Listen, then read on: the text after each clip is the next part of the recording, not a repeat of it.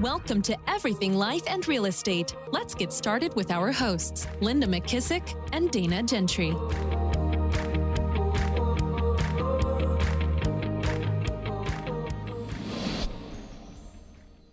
Hi, everyone. Welcome to Everything Life and Real Estate. I'm Linda McKissack. And I'm Dana Gentry. Hey, Dana. We just saw each other yesterday, but it feels like forever. It does. It does. Isn't it crazy how quickly you can get from one place to another? I mean, it's like you just are on to the next. Yep. We were in Charleston. I have to say it right, so I don't say Charlotte. Charleston yesterday morning, then landed in Branson a few hours later, and we'll be in Texas today. I love it. I love that kind of freedom, though. That's fun. I know. It is. And then you'll be in Vegas.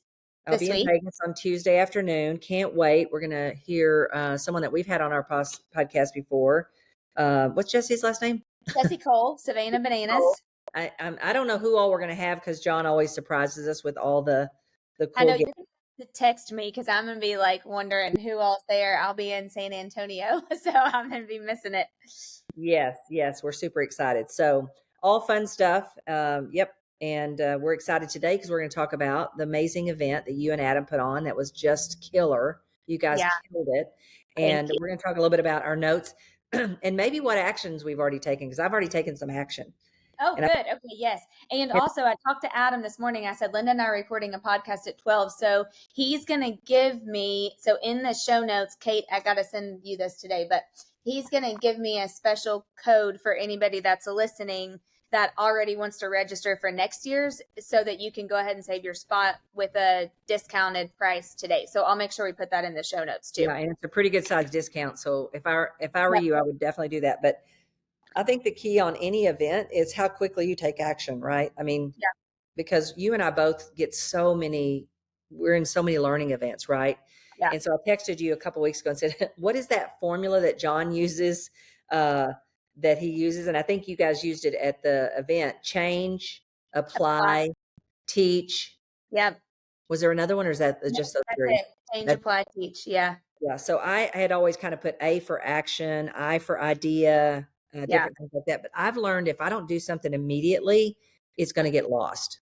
Totally. Yeah, absolutely. Yeah. And actually, Adam and I both blocked off today and tomorrow after we're doing our calls and stuff during the day. And then today and tomorrow, we're both being done at 4:00. And we're both taking all of our notes from last week, because we just haven't got a chance to do it yet. And I still have Halloween decor up that needs to come down, but we're both being done at 4:00 before I leave on Wednesday. And we're going to take our notebooks. We're going to dinner at this kind of quiet place, and we're just going to re-go through everything and say, okay, like, what are the top 2 or 3 things that we really want to focus on that we took away too? Because, when you're hosting, you're in kind of a different mindset, even though I got a ton of notes, but just being able to figure out what we want to apply. Yeah, I think sometimes when you're hosting too, I remember this from Unique Ability when I brought it in for all the leadership. I didn't get that much out of it because I was so worried about everybody else. That's so me. I really think I want to go redo some of this stuff where I'm not having to focus on what's happening in the event. Yeah. But I think that's key is to number one, go to the event with agenda. Number 2, somehow code your notes in a way that you know which things you need to take action on, what you're going to change, what you're going to apply, and what you're going to teach. Yeah, I think totally super important. And honestly, Linda, this year, so sometimes I think this was an aha that I had actually this morning in the shower. You and I are a little bit spoiled, especially you and Jim, because you guys have done stuff together for so many years. And so it's natural.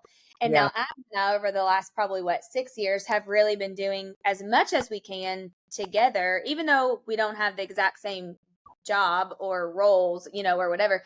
I was blown away by how many people brought their spouses or significant others time.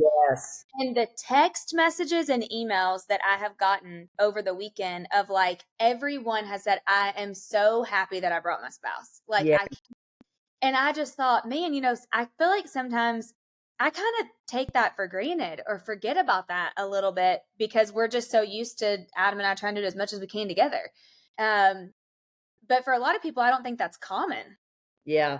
Well, and I'm going to tell you, if it's something that you need their approval or to be a part of, you have to bring them I can't tell you the number of couples that say, gosh, I love all this, but my spouse doesn't want to do this, or they don't think like this.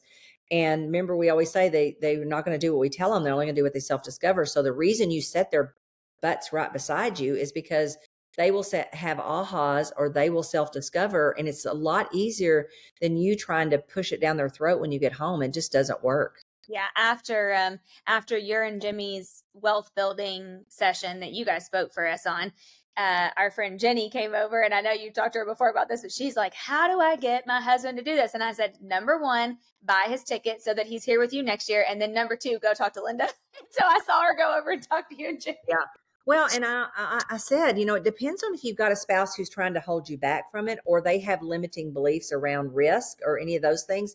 Then they for sure have to be in the seat, because they've got to change the way they think. However, if your spouse is like, you go do whatever, and you just want them for moral support, then tell them that. Look, I need you. Because here's the thing.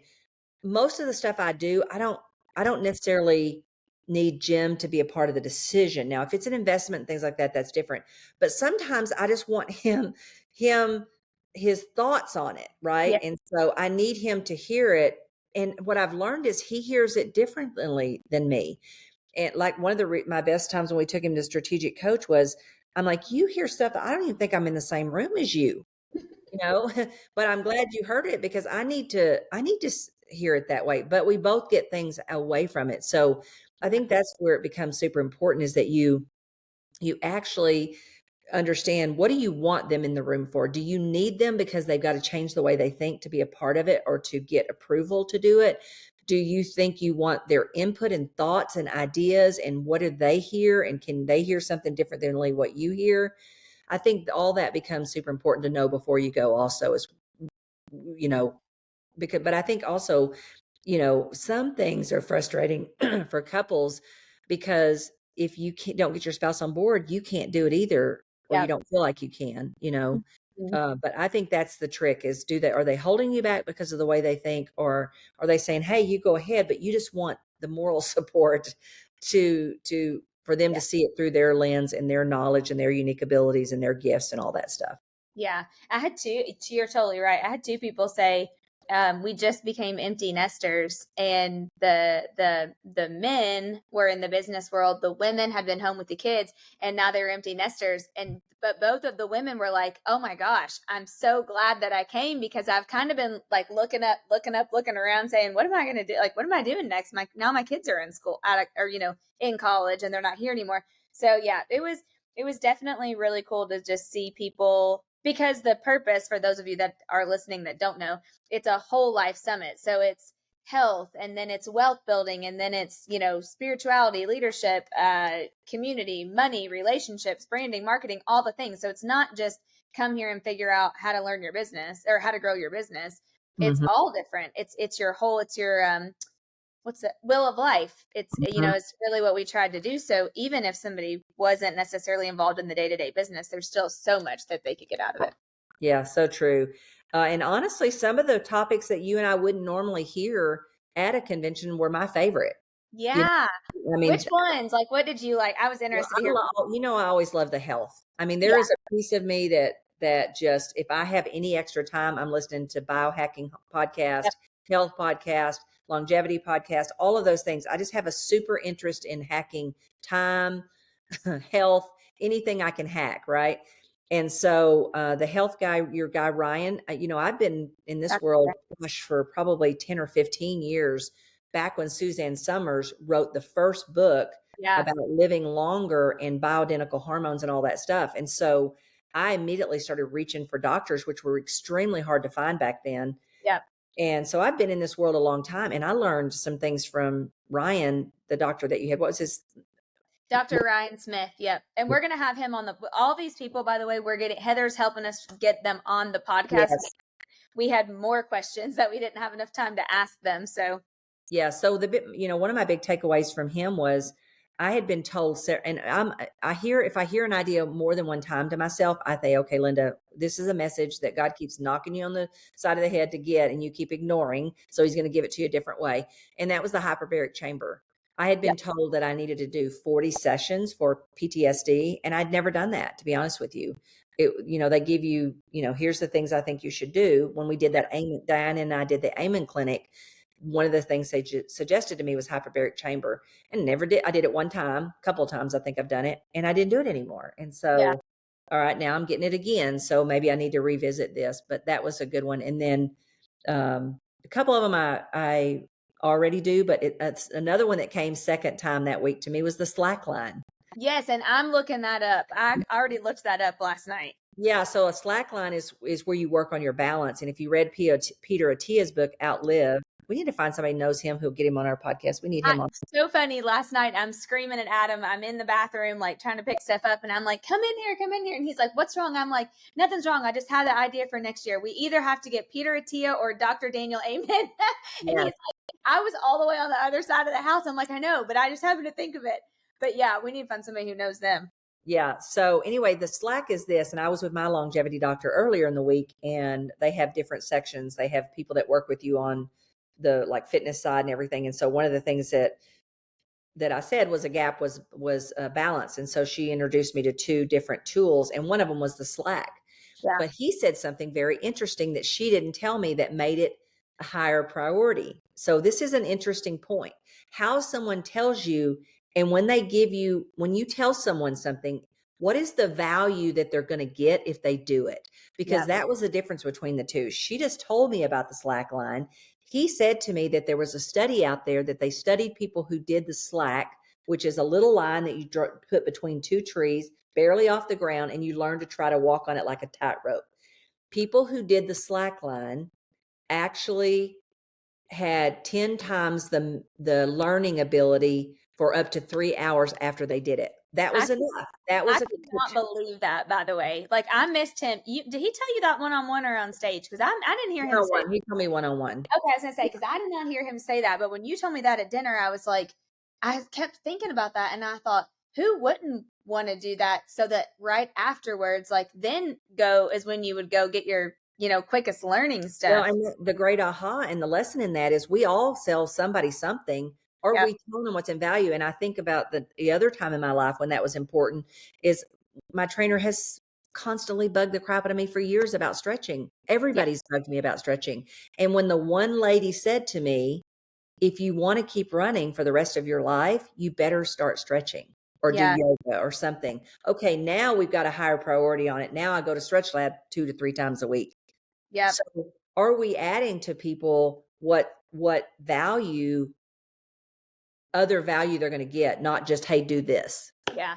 Well, that was one of the actions that I did because I was last year and the year before, I was doing so great at hot yoga and I loved it and I felt better and I just felt like more limber and less stress and all that. And then this year, I literally have not been one single time all year, not once. So actually over the weekend, I got back on, reactivated my membership and my package, re-downloaded the app on my phone. And I've already looked at tomorrow, Adam and I are going to go at 7 p.m. tomorrow night to the sweats, the beginner one. Cause I'm like, now that I've not been in 10 months, I probably need to restart from scratch. But because he got me thinking two things. One, just about the longevity of the people who stretch and all that. But two, one of the things that he really talked about was his whole talk was about stress, but it wasn't the kind of stress you would think about. It was that some stress in little doses is actually good for you. And it was the temperature stress. And I thought, I have this sweat bed that I used to get in all the time that I don't anymore. I really I walked away, Linda, and said, I'm not really, I'm avoiding those things instead of actually I'm taking the high stress that stresses you the heck out all the time. Yes. Instead of actually doing the good kinds of stress for your body, like the calorie restriction, which was intermittent fasting. I still kind of do that, but the temperature stress, the what did he say? The phytochemicals, like the plant list and all that stuff, though, whatever the ones where you reduce the blood flow, all those things that are temporarily short term, good stress for your body and for your mind. And I thought, okay, I got to get back to that. And, the brand restrictions, I'd had those for probably over a year and never bothered to, okay, Linda, why don't you start using these? One, because my trainer doesn't know about them. So I'd have to say, okay, we're going to do this. I don't know how to do it. You need to figure it out. We're going to do it. But It's interesting. My longevity doctor has this finger thing that you stick your finger in and you sit there for like, I don't know, it seems like eternity because you got to be quiet and be still. But it tells you how well your body responds to stress. I'll ask, Dr. Gladden has a new book, 100 is a New 30. I'll see if we can get him back on the podcast and we'll drill him about some of that stuff. But it's interesting because that thing said that I actually handle stress extremely well, and I'm in very low stress. But when I tried to look at the Aura Ring the other day, like after you told me about it, it's like he said I was like in stress on a Saturday for like 3 hours. I'm like, what was I stressed about on a Saturday? So I don't know. I got to figure out which one to believe, and maybe the Aura Ring's not that good at it yet, but stress is important. Adam told me he read something about, I think this is what he said, that the Aura Ring, where that's a new feature, it needs to monitor it for a certain period of time to actually start to get your accurate measure. Yeah. So I don't know if maybe it's going to take a minute or not. Yeah. Awesome. Well, anyway, so yeah, heat stress is good because that's small doses of stress. So yoga, I guess hot yoga, things like that. I would love that. Sauna, sweat bed. Yeah. Yep. All that. What's and interesting? I was actually thinking, Linda, the first time I ever did hot yoga was in Texas with you and Mary. And Mary, do you remember that? And Mary and you took me and Josh. And I think it was just the four of us. I can't remember. But I had never done it before. And I remember I only took a little bit of bottled water. And I didn't know how long we were in there. And I kept looking over thinking, oh my God, I've got to ration my water. Like, okay, if I'm here. My gosh, I remember that. We're looking at Josh thinking he is not going to make it. Well, you know what's funny is I remember y'all sat way by the wall. I am one of those people. I get by the door because I don't know I need to get out of there. There were several times I was looking thinking I am really far from the door and all these people. I pass out. It's a long way to go from here to there. That after that event, you actually went and did hot yoga because most people say, the heck with this. I'm never doing this again. Oh my gosh, it's so funny. I just remember my biggest memory is just panicking over me not having enough water. So I was like taking the tiniest little sip. Oh gosh. Anyway. The other one was that chief marketing officer that Adam talked about. I immediately connected with that person. And fractional chief, because I'm like, I don't know how. Well, she gave us great instructions on how to hire someone. Yeah. Oh gosh, her hire was. We've heard that several times about giving them projects to try. Yeah, her just on a quick note, her thing right now was she only does project-based interviews now. So she posts ads on her Instagram or on Indeed or wherever it is. And then she gives them a list of 3 things to complete before the next step of hiring. So when she puts out the ad, the first thing is they have to film a video long ad.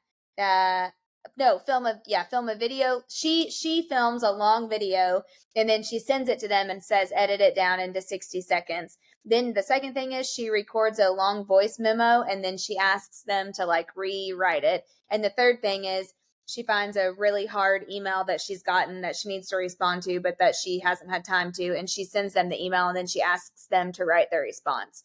And then if they do that, she said that weeds out 70% of the candidates just by asking them to do those 3 things. And then she said, if they've done those 3 things, then she said she picks 2 more projects. And the first one was create a content calendar for the next month. And the second one was she gives them 3 concerns that their clients may have, and she asks them to create a post to solve the problem. And then after they've done those 2, if she still likes it, she says like, then they're hired. So she was like, I don't do like the typical interview. Yeah. And I thought, God, and her girl was sharp she did not miss a beat. Yeah. Yeah. So I think, and again, these are not stuff that we've heard. This is not the first time we've heard this. So it's like, okay, how many more times am I going to have to hear this before this is something that I adopt and immediately take action on? Hers was definitely one of the ones that I was like, okay, I've been needing to really, and Kate's probably laughing in the background right now because I've needed to get my what together with social media for like the last 4 years. Yeah. And I'll make some progress and then I get like stuck back in these other things. And then I make a little bit of progress and then I'm back worrying about, this agent or whoever. Like And I'm like, gosh, hers was one that I thought, okay, this is one that I've heard over and over and over again that really I actually enjoy doing. It's creating the plan to do it, which was her first message, which was you got to create your plan. Well, it's the same issue you and I face on the podcast. We need a content calendar. Totally. Yes. And for me, that's just going to be a who.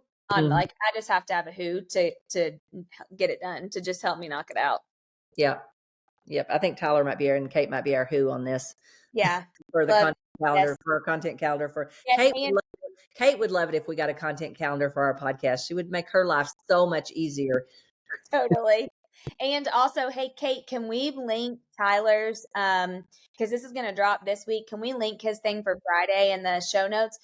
Tyler, many of you know Tyler because he's done so much marketing and branding and video and stuff for us, but he's offering a Zoom on Friday, like a quick little how-to on Friday. It's only $49 and he's going to give, I saw a little bit of what he's going to share, and there's a ton of great stuff in it. So we'll put the link for you to sign up and hop on that too. And Kate, do you know if they'll get the recording if they happen to not be free during that time? Yeah, I'm signing up. Send it to me right away. Too. I know. I texted him and I said, I'm going to be speaking in San Antonio during that time, but I want the recording. And he's like, yes, we'll send the recording. Yes, that's perfect. That's perfect. Remember, if you have not hit the subscribe button, please go ahead and hit that button right now. And the greatest compliment you can give Dana and I is, number one, pass this podcast along to anyone that you think that would benefit from listening. And number two, a great review. So Dana, I guess I'll see you. I don't know when, but see you next week. Be sure to subscribe for more business strategies and tactics to inspire you to live an abundant real estate life. Don't forget to rate and review so we can bring you the best content. Find this and other valuable information at everythinglifeandrealestate.com.